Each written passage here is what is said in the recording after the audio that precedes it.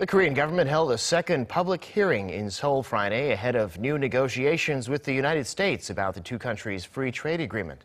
At the Coex Convention Center this morning, experts explained the effects they've seen from the FTA, and ordinary citizens made their voices heard too.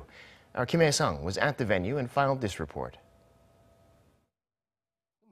Korea's Trade Ministry held a second public hearing on the possible amendments to the South Korea-U.S. Free Trade Agreement on Friday. After the first public hearing last month, we held constructive meetings with the representatives from the manufacturing and agricultural sector to better reflect their opinion on the Korea-U.S. FTA. It comes after the first hearing was disrupted by angry farmers on November 10th, who also protested for 20 minutes before Friday's hearing.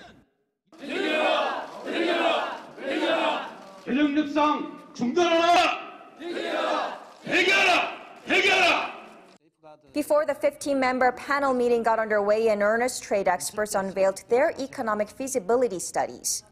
With regards to the agricultural sector, it said agricultural imports from the U.S. increased by a yearly average of 15% or $940 million between 2012 and 2016 compared to the 2007 to 2011 period just before the FTA went into effect in 2012. The report also said U.S. beef imports have surged 124% since the FTA took effect, accounting for near half of Korea's beef market as of September 2017. Experts said Korea's agriculture sector should be exempt from the renegotiations.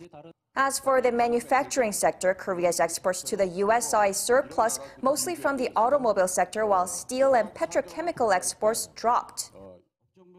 Korea's manufacturing trade surplus is not because of lower tariffs from the FTA, but mainly due to the U.S.'s lack of competitiveness in its machinery and automobile exports to Korea, as evidenced by the lower technological specialization index in those goods. The Trade Ministry also added that it will not just be on the defense when it comes to the renegotiations. Rather, is eager to use the opportunity to raise the issue of anti-dumping tariffs from the Trump administration, expand work visas for skilled laborers, and renegotiate terms of the services industry according to WTO regulations. Public hearing has now come to an end. Now the Trade Ministry will finalize its process of gathering public opinion, draft its Korea-U.S. FTA renegotiation strategy, and report it to the National Assembly this month, all part of the legal procedures to start a possible renegotiation with the U.S. Kim Hyesung, Arirang News.